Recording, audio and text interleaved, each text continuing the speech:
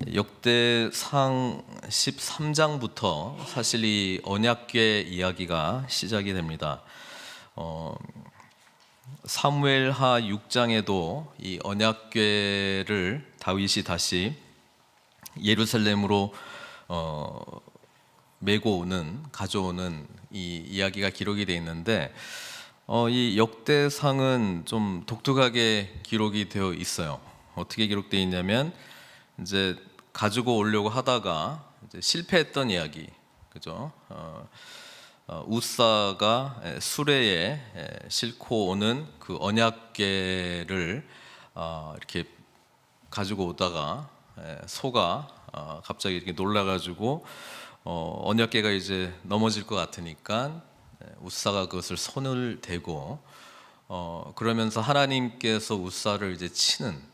그래서 지금 뭐 다윗이 여러 가지 굉장히 그 분위기를 환경을 아주 축제 분위기로 만들어 놨는데 초상집 비슷하게 분위기가 확 바뀌는 그런 일이 기록이 되고, 오벳 에돔 집에 그냥 어쩔 수 없이 이제 언약궤를 안치했다가 뭐 3개월 동안 있었는데 오벳 에돔의 집이 복을 받았더라. 그리고 사무엘하는 그 이어서 다윗이 그 소식을 듣고 기쁨으로 다시 이제 모셔오는, 언약궤를 다시 모셔오는 이야기가 기록이 되어 있는데, 역대상은 그 13장의 그 이야기를 하고 15장의 이야기를 연결하고 그 사이에 다른 이야기를 기록을 하고 있습니다. 그래서 의도적인 편집이라고 볼 수 있죠. 그러니까 사무엘 하에 나오는 이야기가 원래 그냥 기술된 사건의 이야기라면 역대상은 이미 알고 있는 역사 이야기를 재구성을 하면서 포로로 귀환했던 공동체에게 이제 특별한 이야기를 이제 하고 싶은 거예요. 그래서 성경에서는 늘 두 가지 유사한 사건이 있다면 그 가운데에 있는 내용이 어떻게 보면 보다 더 중심되는 이야기로 볼 수 있습니다. 그래서 사실 어제 본문인데요, 14장 내용이죠. 14장의 내용은 다윗이 궁전을 짓기 위해서 이제 두로 왕 히람이 목수, 석수, 그다음에 이제 백향목, 그 궁전을 짓는 재료들을 이제 막 주고 다윗이 그 깨달았다는 거예요. 이것은 하나님께서 세워주시는 왕국이구나. 이제 그걸 이제 깨달았다라고 하는 것과, 그다음에 이제 다윗이 예루살렘에서 여러 자녀들을 낳았다. 그 기록이 쭉 나와 있거든요. 그래서 뭘 이야기하냐? 그 다음에 뜬금없이 블레셋이 이제 쳐들어오는 이야기하고 두 번에 걸쳐서 다윗이 승리하는 이야기가 나옵니다. 근데 사무엘 그 하를 보면 다윗이 언약궤를 메고 오는 사건 뒤에 나오는 게 아니고 앞에 나오는 이야기를, 지금 이 두 언약궤 가져오다가 실패했던 이야기, 그다음에 어떻게 보면 이제 언약궤를 오늘 본문에서는 이제 완전히 예루살렘으로 성공적으로 이제 모셔오는 이야기 사이에 블레셋과의 전투에서 승리한 기록이 이제 기록이 돼 있어요. 그래서 이제 14장의 내용이 보다 이제 중요한 이야기라면 중요한 대목은 이거죠. 그건 바로 이 왕국, 다윗이 앞부분에서 뭔가 잘못한 것처럼 보이지만, 하나님의 뜻을 온전히 구하지 못하고 하나님의 뜻에 어긋난 것처럼 보이지만 실제로 그렇지 않다. 이방 나라들조차도 다윗에게 궁전을 짓기 위해서 이렇게 제물을 바치는 것을 봐라. 그리고 다윗은 알고 있었다. 다윗을 선택하고 하나님께서 다윗을 통한 영원한 나라를 만드시기를 기뻐하신다. 게다가 다윗은 하나님의 뜻을 구별하지 못하는 자가 아니고 다윗은 늘 하나님의 뜻을 물었다. 그러니까 블레셋과의 전투에서 두 번에 걸쳐서 여호와의 뜻을 구하는 장면이 나와요. 그러니까 핵심은 이 나라는 하나님의 나라이고, 하나님의 나라가 온전히 세워지기 위해서 선택받은 다윗과 모든 백성이 필요한 자세가 있다면 신실하신 하나님을 의지하고 그분의 뜻을 구하고 그분의 뜻 앞에 순종할 때 완전한 승리가 주어진다라고 하는 그 메시지가 오히려 이제 부각이 되는 거예요. 그러면서 다시 이제 언약궤의 마지막 이야기, 어떻게 보면 이제 완성되는 이야기를 해주고 있는데, 이때도 1절에 보면은 무슨 이야기를 하냐면 바로 언약궤가 오벳 에돔의 집에서 있는데 이제 모시고 왔다, 그런 이야기를 하지 않고 1절에 보면은 다윗이 다윗 성에서 자기를 위하여 궁전을 세우고, 그러니까 궁전 세우는 일을 이야기합니다. 13장 마지막 부분하고 연결시켜 보면은, 아니 오벳 에돔의 집에서 3개월 동안 지금 언약궤가 있는 동안에 지금 14장에 두로왕 히람이 막 그 백향목 보내주고 이런 걸 봐서 그 3개월 동안 마치 궁전이 다 지어진 것처럼 이렇게 느낄 정도로 궁전을 이렇게 화려하게 다 짓고, 그 다음에 하나님의 궤를 마련해 둘 것을 다윗이 이제 준비한 다음에 이제 때가 되었으니까 언약궤를 이제 모시고 오는 그런 걸로 이렇게 기록이 돼 있는데, 사실 지금 하고 싶은 이야기는 하나님의 나라는 다윗의 나라는 그분의 뜻을 온전히 구하고 순종하는 자들을 통해서 이루신다라고 하는 그 맥락 속에서 지금 두 가지 이야기를 하고 있죠. 다윗 왕국을 하나님께서 세우시려고 하는데 일단 두 가지가 있어야 된다는 거예요. 첫 번째는 궁전, 그렇죠? 그 다음에 두 번째는 이제 앞으로 계속 읽어보시면 다윗이 결국 하는 역할은 솔로몬이 성전을 짓기 위해서 준비하는 그 중요한 역할을 이야기를 하고 있기 때문에 성전이죠. 근데 성전 이전에 더 중요하게 말씀하고 있는 것은 하나님의 임재 그리고 영광이 나타나는 그 언약궤가 먼저 와야 된다는 것입니다. 그래서 다윗의 나라를 상징하는 궁과 그 다음에 하나님의 통치와 임재를 상징하는 이 언약궤가 한 문장에 같이 들어가 있는 걸로 기록을 하면서 지금 포로로 귀환했던 공동체에게 이미 다 알고 있었던 역사 이야기를 다시 이야기하면서 이것은 하나님의 신실하신 약속 속에서 반드시 이루어지고 세워져야 될 나라라고 하는 것을 말씀해주고, 더 중요한 것은 정말 이 언약궤가 다시 돌아왔던 하나님의 영광이, 하나님의 임재가 그들 가운데 다시 임했던 것처럼 지금 포로로 귀환했던 공동체에게 어찌 보면 가장 중요한 것은 다윗이 이렇게 하나님의 임재와 영광을 사모하듯 우리 공동체에도 이것을 사모해야 되지 않겠느냐. 왜냐하면 언약궤가 얼마 동안 방치되어 있었느냐? 약 70년이거든요. 지금 포로로 끌려갔던 사람들이 지금 몇 년 만에 돌아오는 거예요. 70년 만에 돌아오는 거잖아요. 그러니까 이 언약궤에 대한 이야기가 너무 중요하게 지금 보여지는 거예요. 하나님께서도 이 언약궤가, 그죠? 뭐 전쟁에 우리가 사무엘 상 읽어보시면 이제 블레셋과의 전쟁에서 뭐 이제 저기 사기가 떨어지니까 그때 당시에 엘리 제사장한테 가서 이제 언약궤를 막 사람들이 가지고 오지 않습니까? 그래서 언약궤가 이제 그 이스라엘 군대 가운데 오니까 그냥 사기가 그냥 하늘을 찌르지 않습니까? 그리고 블레셋도 오히려 두려워해요. 야, 뭐 이스라엘의 신이 저들에게 왔대. 그럼 우리 이제 지는구나 했는데 막상 싸워 보니까 졌거든요. 그래서 이제 언약궤가 블레셋에 이제 뺏기고 뭐 7개월 동안 머무르고, 그죠? 그리고 하나님께서 스스로 알아서 언약궤가 이제 돌아오게 되는, 왜냐하면 언약궤가 있는 곳에 뭐 다곤 신당에 처음에 넣었다가 이제 다곤 신상이 무너지고 또 이제 무서워서 다른 데 보내니까 뭐 종기가 나고 뭐 독종이 뭐 질병이 임하고, 그러니까 다른 곳으로 보내고, 이게 돌아오는 이야기, 스스로 돌아오는 이야기죠. 네. 그리고 중요한 우리가 대목을 기억을 할 필요가 있는 게 기럇 여아림의 마지막에 도착을 했는데 거기에 20년 동안 있었다는 거예요. 이거는 사울이 왕되기 전 이야기예요. 사람들이 이 언약궤를 방치했어요. 그러니까 사울이 통치하는 기간 내에 사울 왕이라고 하는 이 왕은 하나님의 기름 부으심을 받았지만 어찌 보면 언약궤, 이 하나님의 영광과 임재를 상징하는 이 언약궤를 방치한 상태에서 통치를 한 거예요. 그러니까 이것은 뭐냐면 하나님의 기름 부으심이 있었지만 결국은 하나님의 임재와 하나님의 뜻을 온전히 구하지 못한 왕으로서 갈 수밖에 없었다는 것이죠. 그러니까 이 역대상에서 이제 사울의 긴 족보가 끝나고 난 다음에 바로 이야기하는 게 뭐냐면 사울이 이제 죽은 이야기를 하거든요. 그리고 다윗의 이제 용사 이야기를 하고 바로 이제 언약궤 이야기를 하거든요.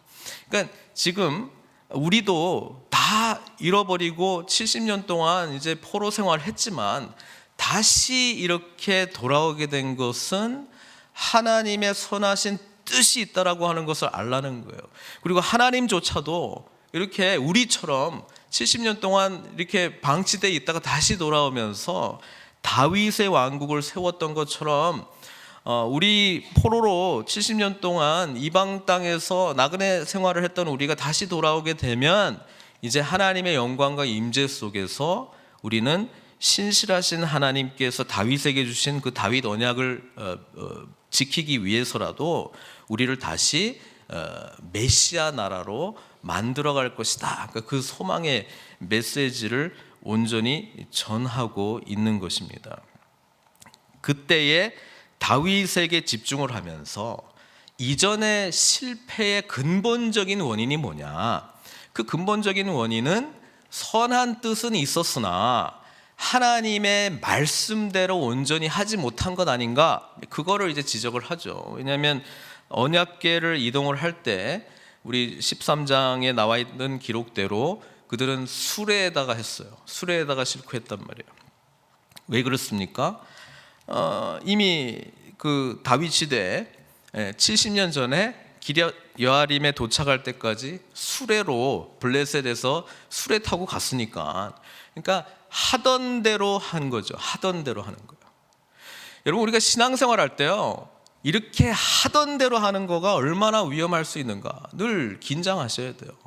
하던 대로 70년 동안 했다고 그게 영원불변한 하나님의 진리인가, 하나님이 기뻐하시는 일인가? 아니라는 거예요.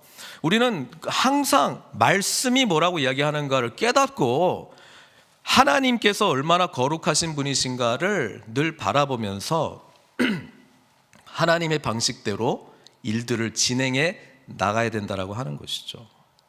그들은 70년 전에는 어떻게 운반했대? 수레 타고 하나님께서 오셨대. 그러면 이번에도 수레로 하시죠. 왜? 이전에 했던 방법이 그겁니다. 그게 전통입니다. 이렇게 되는 거죠.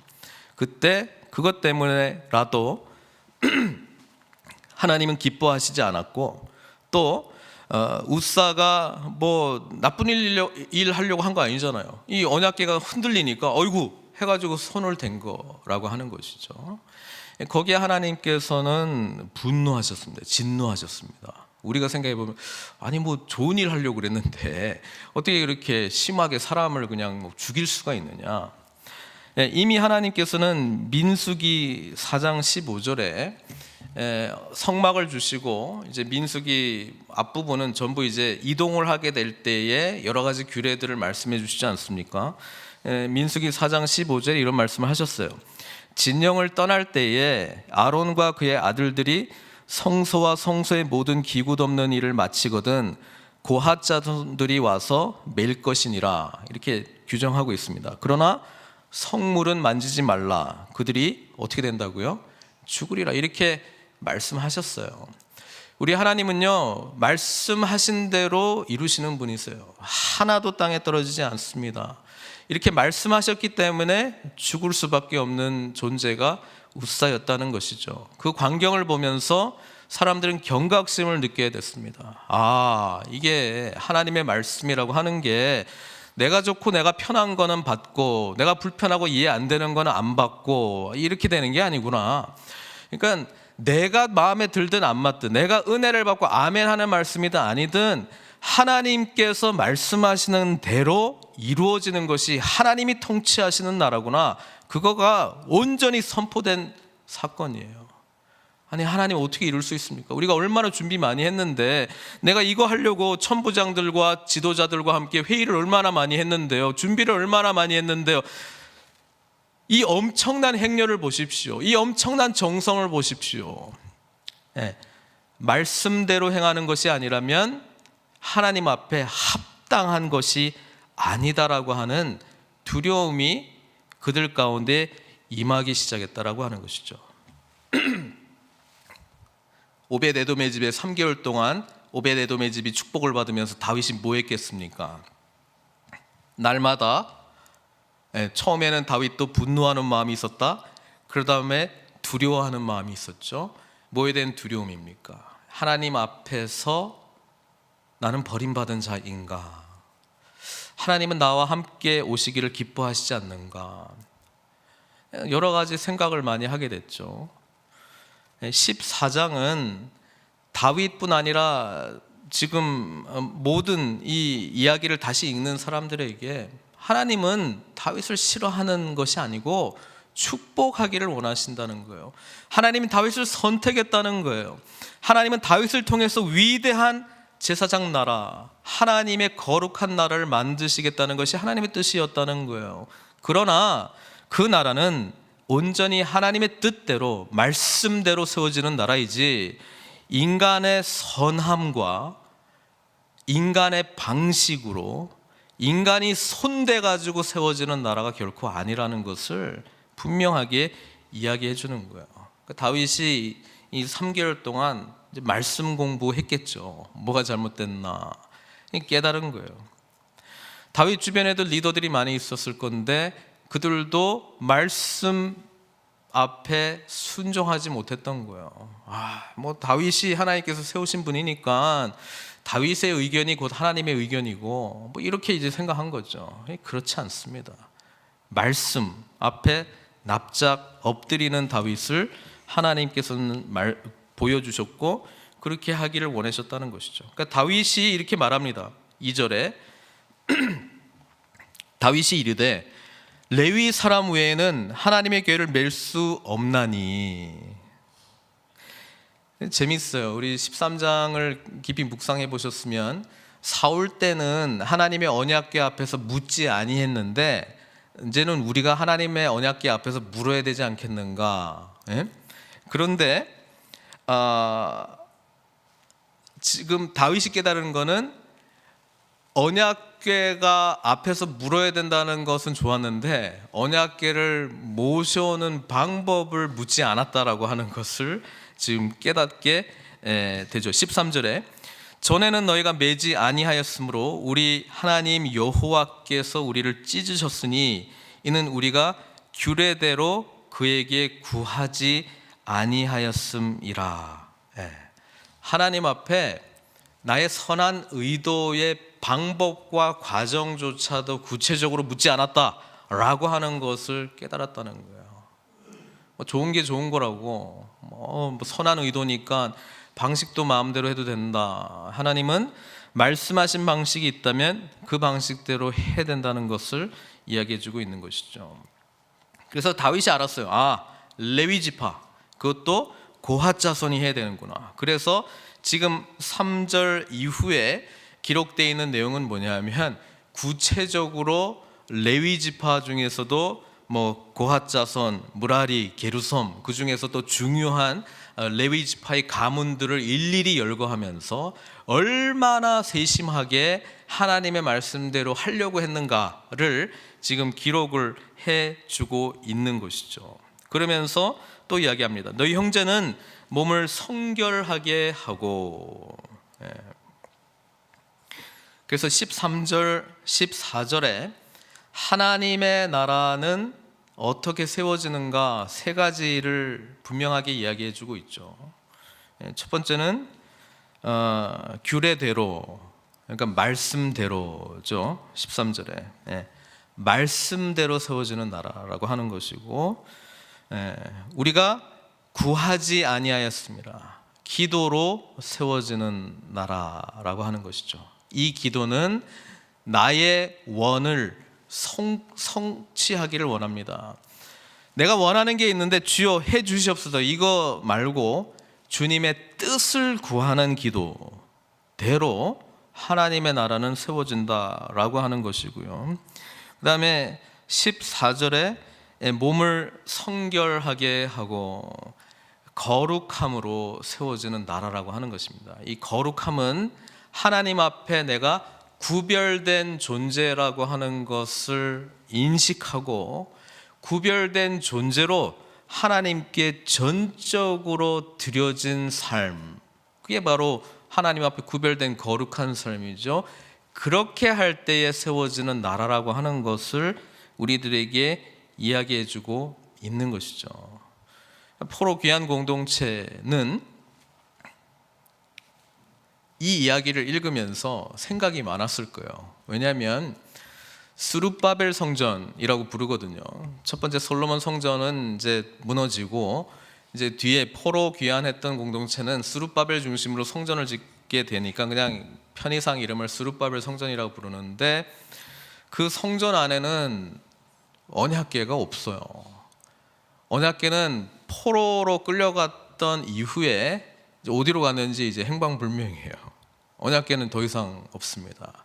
그럼 그때 했던 성전의 기능은 뭘까? 그리고 이 70년 동안 생활하면서 성전 없는 70년을 살았거든요. 그래서 발전하게 된 게 어쩔 수 없이 발전하게 된 게 회당 문화라고 하는 것이죠. 회당 문화. 회당 문화는 포로 시대 때 생긴 거예요. 돌아와서 여전히 성전이 있지만 회당 중심의 어떤 그 신앙 공동체가 세워졌어요. 회당 중심은 말씀 중심의 공동체입니다. 말씀 중심의.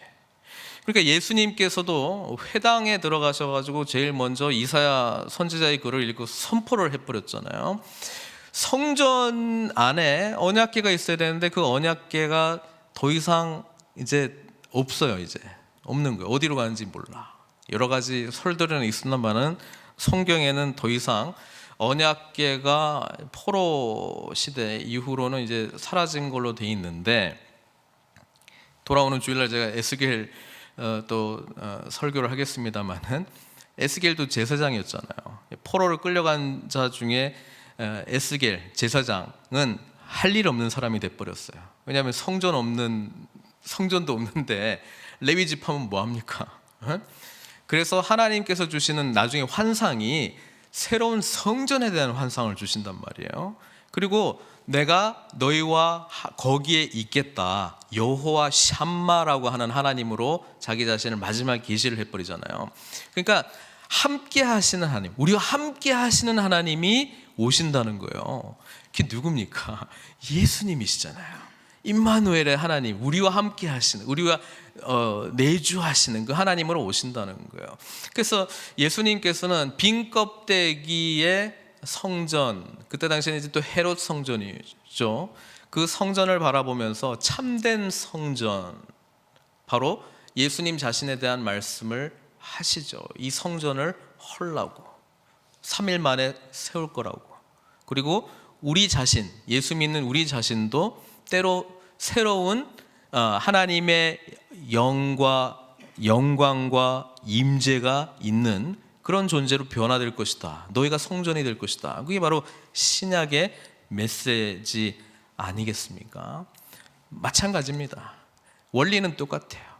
우리가 그리스도께서 우리와 함께 하시는, 성령님께서 우리 가운데 임재하시는 참된 성전으로서의 온전한 기능을 하기를 원한다면, 우리가 하나님의 왕 같은 제사장으로서의 부르심에 합당한 자로 나아가기 위해서 우리는 언제나 말씀대로 해야 된다는 거예요. 근데 이 말씀대로 하기 위한 전제가 있죠. 말씀을 알아야지 말씀대로 하죠. 그러니까 말씀 공부하는 거예요. 말씀 공부하는 이유는 하나님의 뜻을 더 분별하기 위함이죠. 하나님이 누구신지를 더 알기 위함이죠. 네, 지식적인 것을 알므로 말미암아 하나님의 뜻이 얼마나 완전한가, 또 하나님께서는 무엇을 원하시는가, 내가 좋아하는 말씀, 필요 없는 말씀 아니고 전체적으로 무슨 이야기를 하고 있는가를 보고 그 뜻 앞에 기도로 주님의 뜻을 구하고 하나님의 뜻이 이 땅 가운데 이루어지는 하나님의 나라를 세우는 게 저 여러분이 부름받은 목적과 이유라고 하는 것이죠. 그래서 기도도 우리는 주님의 뜻을 구하는 기도, 그 기도로 나아가야 된다는 거예요. 우리의 필요를 위한 기도 전혀 하지 말라는 거 아닙니다. 중요합니다. 그러나 그것을 통해서 하나님을 더 알게 된다면 우리는 이제 아버지 되시는, 왕 되시는 우리 하나님의 뜻을 구하는 그 기도를 할 줄 알아야 되고, 그 기도를 하는 목적은 순종하기 위함이죠. 그래서 이 세대를 본받지 않는, 이 세대와 오히려 역행하는, 거스르는 하나님 나라의 백성으로서 구별된 자로, 뭐 성결하게 하라가 뭐 그냥 목욕하고 뭐 깨끗하게 하고 뭐 그냥 거룩한 무슨 옷을 따로 입을 수 있는 게 아니잖아요. 성별하게 하라는 하나님 앞에 구별된 자로 살아가는 것을 이야기하는 것 아니겠습니까? 그러면 하나님 앞에 구별된 자로 살아가는 자는 삶의 목적과 가치가 틀리다는 거예요. 하늘의 가치, 하늘의 소망을 품고 있다는 거예요. 우리가 사람을 만나도 정말 그 사람을 통하여 예수님을 알지 못하면 예수님을 전하고자 하는 마음의 소원과 열망이 있고, 또 연약한 지체들을 만나게 되면 그들을 회복시키기를 원하고 세워주기를 원하고, 그렇게 쓰임받기 위해서 내 자신이 훈련받고 말씀 앞에 더 깊이 들어가고, 그리고 하나님의 나라가 아닌 가치들이 있는 곳에 우리의 뭐 가정이든 뭐 직장의 현장에서 그것을 목도하면 애통하는 마음으로 주님의 나라가 이곳에 세워지기 위하여 거룩한 백성으로 나아가는 모습으로 처절한 몸부림을 하지 않겠습니까? 근데 이렇게 나아가지 않는다라고 하는 거는 내가 경험하고 알고 있는 말씀 종합해가지고 그 하나님을 섬기고 있는지도 몰라요. 여러분, 그거에 유사 하나님인데요, 유사 하나님이 아예 그냥 불신앙보다 더 무서울 수 있어요. 왜냐하면 그게 다인 줄 알고 있으니까. 여러분, 하나님께서 선지자들을 보내셔가지고 이 이스라엘 민족들을 막 책망하고 야단치실 때에 그들이 예배 생활을 완전히 안 했습니까? 했어요. 하면서 다른 신 섬겼다니까요. 그들이 뭐 종교 생활을 안 했습니까? 했어요. 근데 마음에는 다른 마음으로 했다니까요. 그러니까 그 부분을 지적을 하신 거예요. 이게 굉장히 무서운 건데요, 자기 기만이에요. 내가 그런 삶을 살고 있는 것조차도 인식하지 못한 거. 성령께서 우리 안에서 제일 탄식하면서 기도하면서 우리 마음속에 정말 철저하게 하나님 앞에 구별된 삶을 살기를 원하시는데 성령님이시니까. 근데 우리가 그 소리를 때로 외면해요. 듣지 않으려고 해요. 그러다 보니까 하나님을 열심히 섬긴다라고 하는 그 전제 속에 내가 만들어 놓은 신이 있어요. 내가 만들어 놓은 신앙생활이 있어요. 그걸 어떻게 알 수 있냐? 제가 전에도 여러 번 이야기했지만 다른 사람이 자꾸 비판의 마음으로 자꾸 보여지기 시작할 때 그렇다는 거예요. 왜냐하면 복음을 받아들이는 사람은 그렇게 보일 수가 없어요. 왜냐하면 죄된 인간의 해결 방법이 예수님밖에 없기 때문에, 나 같은 죄인 살리신 그 하나님의 은혜가 너무 크기 때문에 그 은혜를 경험한 자는 용서받은 자, 1만 달란트 빚졌는데 탕감받은 자의 삶을 살도록 돼 있거든요. 근데 그게 아니라 나는 이렇게 하고 있는데 왜 이렇게 해? 여러분, 그게 뭡니까? 내가 만들어 놓은 신앙생활이라고 하는 규정이 있는 건 아닙니까? 그 잣대로 지금 사람들을 거기 안에 집어넣으려고 자꾸 보려고 하는 건 아닙니까? 그리고 나는 이런 사람이 믿고 열심히 하고 있는데 왜 그렇게 하지 못하는 것만 지금 보이는 거 아닙니까? 은혜 받은 사람은 그게 보이지 않고요, 내가 받은 은혜가 너무 크기 때문에 나누려고 하죠. 그리고 섬기려고 하죠. 감히 나 같은 자를 사용하신 하나님의 은혜에 감격하면서 맡겨진 작은 일이라도 기쁨으로 감당할 수밖에 없어요. 그러니까 우리는 늘 여기에서 왔다 갔다 하는 이 마음의 전쟁 속에서 살고 있다고도 해도 과언이 아닙니다. 그래서 분별해야 돼요. 주님의 뜻을 구해야 돼요. 주님의 뜻이 분별되어지면 내가 해야 될 일이 분명해지기 때문에 그렇습니다. 불분명한 하나님의 뜻에 사람들이 이래라 저래라 말하는 그 여러 가지 이야기들 속에 여러분, 누가 이래 말해서 저렇게 흔들리고 누가 또 저렇게 말해서 저렇게 흔들리고, 이거는 바람에 그냥 부는 갈대와 같은 모습으로 있는 것이죠. 하나님은 우리를 붙들어 주십니다. 그래서 건강한 공동체는 말씀을 사모하며 말씀 사모하는 이유를 알고 있습니다. 알면 알수록 그리스도를 닮아갈 것이기 때문에, 그리스도를 닮아간다라고 하는 것은 주님의 마음을 품는 것입니다. 주님의 심장으로 지금 일어나고 있는 일들, 사람들을 바라볼 수 있는 눈입니다. 주님께서 우리를 어떻게 바라보셨습니까? 긍휼함으로, 사랑함으로 바라보지 않았습니까? 거기서 기인된 순종의 모습, 섬김의 모습은 하나님을 알기 때문에 나오는 섬김과 순종이라고 하는 것을 정말 그 은혜를 받은 사람은 안다라고 하는 것이죠. 그래서 이 일 저 일 이렇게 저렇게의 문제가 아니라 정말로 나는 주님과 깊은 교제 속에 주님의 심장으로, 주님 주신 시선으로, 주님 주신 손과 발로 새롭게 거듭난 자로, 은혜 받은 자로, 감히 하나님의 자녀가 된 자로, 놀라운 하나님의 나라에 쓰임받은 동력자로서 우리는 섬기는 자의 삶, 낮은 자의 삶을 산다는 것이죠. 그래서 다 아는 이야기이지만 한 번 더 이 말씀을 통해서 이야기하죠. 주님의 나라는 말씀대로, 주님의 뜻대로 간구하는 기도로, 그리고 주님 앞에 온전히 구별된, 성별된 거룩함으로 세워지는 나라인 것입니다. 이 나라를 위해 주님 앞에 은혜 받은 자로서 함께 믿음으로 반응해 나가시는 저와 여러분들 되시기를 주님의 이름으로 축원드립니다. 같이 기도하겠습니다. 언약궤가 없는 공동체, 언약궤를 사모하지 않는 공동체, 껍데기 공동체일 수밖에 없습니다. 여러분, 우리 늘 푸른 선교교회 가운데 하나님의 교회로서 우리가 부름받은 자라면 우리 안에 주님의 영광과 임재가 있는 줄로 믿습니다. 그것을 더욱더 이 70년 동안 방치되어 있던 이 세월, 정말 애통함으로, 간절함으로 사모하는 자들을 우리 하나님께서 찾고 계시고요, 우리가 그 간절함으로 주님께 부르짖을 때에 우리 하나님의 놀라운 충만한 은혜가 우리 모든 심령들 가운데 가득 찰 줄 믿습니다. 그 사모하는 한 사람을 찾고 있습니다.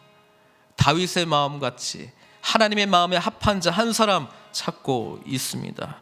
그렇게 말씀을 사모하고 하나님의 뜻을 간구하며 기도하며 거룩함으로 구별받고자 하는 그 한 사람을 찾고 있습니다.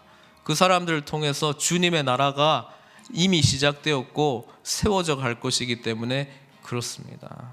시간 같이 좀 기도했으면 좋겠습니다. 말씀대로 주님의 뜻을 구하는 기도로 거룩함으로 세워지는 우리 몸된 교회 될 수 있도록 주여 늘 주님의 충만한 은혜와 임재하심이 넘치게 하여 주시옵소서. 한 목소리로 좀 같이 우리 주여 한번 부르짖고 기도하도록 하겠습니다. 주여, 우리 하나님의 거룩한 사랑의 하나님, 주님의 임재와 영광을 사모하며 다윗과 같이 주님의 마음에 합한 자로 하나님의 말씀대로 주님의 뜻을 구하며 거룩하게 분별된 자로, 성별된 자로 주 앞에 영광 돌리는 저희들 다 될 수 있도록 은총 베풀어 주시옵소서. 예수님의 귀하신 이름으로 기도드리옵나이다.